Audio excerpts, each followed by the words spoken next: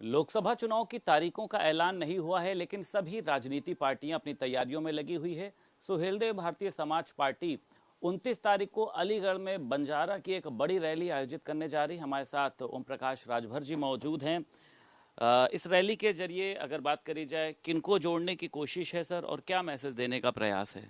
देखिए, वंचित शोषित जो लोग हैं, जो आज़ादी के 75 साल बीत जाने के बाद भी शिक्षा से, स्वास्थ्य से, रोजगार से, नौकरी से, सामाजिक जीवन से बहुत दूर हैं, उसी में एक कम्युनिटी आती है बंजारा। बंजारा करीब समझिए कि 50 लाख मतदाता उत्तर प्रदेश में विराजमान रहे, लेकिन ये वोट तो देते हैं, चाहे सपा गुंडई के बल पे वोट ले ले, चाहे बसपा ले ले, चाहे बीजेपी ले ले, चाहे कांग्रेस ले ले, लेकिन जब इनके मूलभूत समस्याओं की बात आती है, रोटी कपड़ा मकान शिक्षा दवाई की, तो पार्टियां इनसे मुकर जाती हैं। जो अभी आपने देखा कि जब हम लोगों ने इटावा में बंजारा अधिकार महासम्मेलन किया तो लोगों को आश्चर्य लग रहा था कि वहाँ क्या है।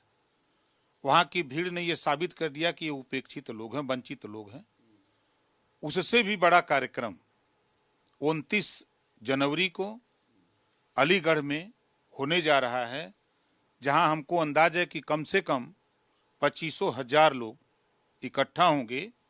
और वो इस बात का द्योतक हैं कि हमको अभी तक हम आवास के लिए परेशान हैं, हम शिक्षा के लिए परेशान हैं, हम रास्ते के लिए परेशान हैं, हम रोजगार के लिए परेशान हैं, हम नौकरी के लिए परेशान हैं। हमारे ऊपर जुल्म जाति अत्याचार होता है तो लोग सुनने को कोई तैयार नहीं है। तो उनका कहना है कि एक नेता हमारे बीच में आया है जो संजय बंजारा, संजय नायक से नाम से मशहूर है।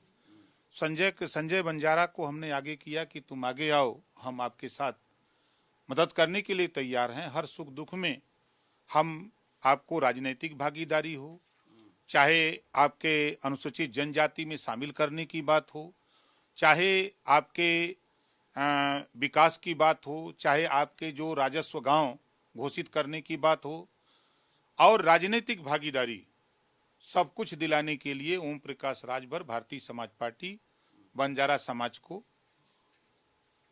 कटिबद्ध है उनके साथ चलने के लिए। तो उसी कड़ी में रैली 29 जनवरी को अलीगढ़ में बड़ी रैली होने जा रही है, बंजारा अधिकार जागरण महारैली कि जागो तभी सवेरा है, अपने हक अधिकार के लिए उठो। तो सर, आप बीजेपी में हैं, तमाम नेताओं के संपर्क में हैं, पीएम मोदी, सीएम योगी से मुलाकातें आपकी होती हैं, उनसे बातचीत करके उनकी समस्याओं को खत्म करा दीजिए। इस रैली के जरिए क्या कोई शक्ति प्रदर्शन आप लोग दिखाना चाहते हैं कि राजभर के पास अभी भी इतने वोटर्स हैं? क्या मतलब जरूरत क्या पड़ गई इसमें?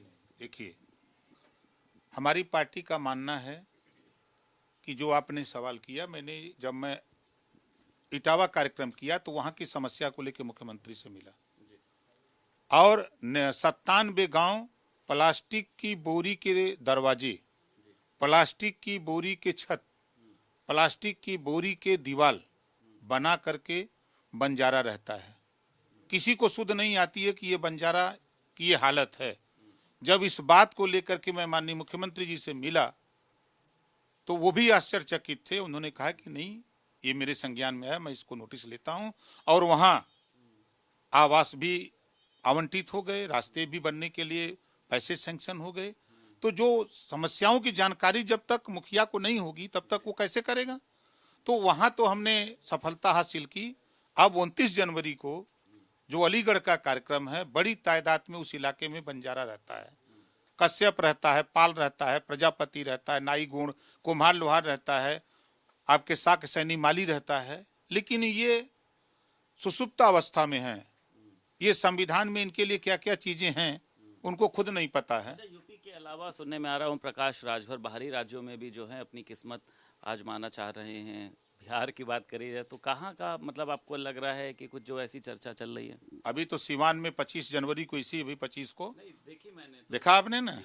इसी तरह बिहार के 38 जिले में कमोवेश 8,000, 10,000, 5,000, 6,000 की रैली हर जिले में, 38 जिले में हम दो तीन चार हर जिले में रैली कर डाले। तो वहां गए थे, वहीं तो आप कोई खेला नहीं खेला है। नीतीश कुमार के साथ में क्या चल रहा है, उनको तो नहीं आपने कुछ कहा है कि इधर आ जाइए?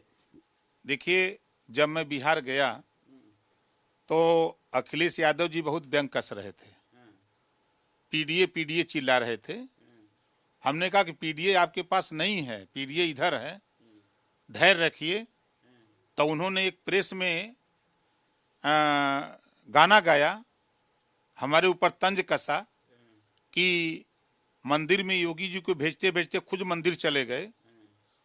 अब तो वो पूरी पार्टी लेके मंदिर में जाने की तैयारी है और उनका पीडीए पूरा का पूरा गेम ओवर हो गया, उनके इंडिया का गेम ओवर हो गया और संभवतः आज ही पूरा खेल खत्म हो जाएगा उनके इंडी गठबंधन का।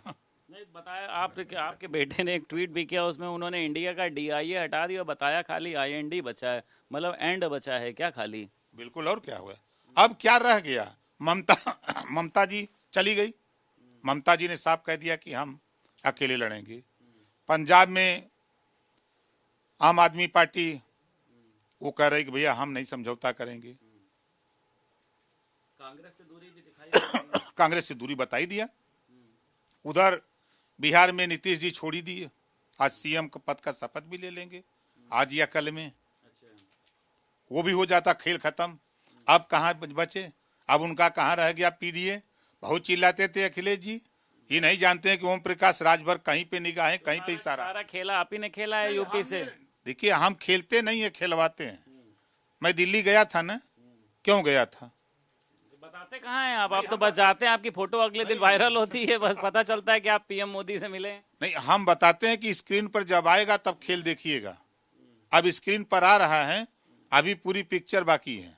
अच्छा, अखिलेश यादव जब ओम प्रकाश राजभर का, जैसे कि आप बिहार गए थे, नाम सुनते ही आपका क्यों इतना भड़क जाते हैं? आप तो उनके सहयोगी रहे हैं। भड़क इस नाते जाते हैं कि लड़ाई हमारी उनकी हो रही है कि पिछड़ों के नेता कौन।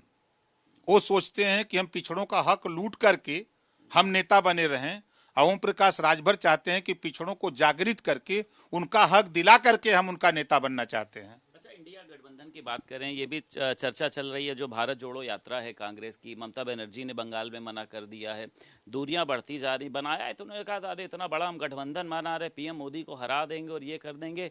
वजह क्या देख रहे हैं आपसी में? ये जो कलहबाजी हुई है, अखिलेश यादव की तरफ से कुछ गड़बड़ी रही, क्या रही?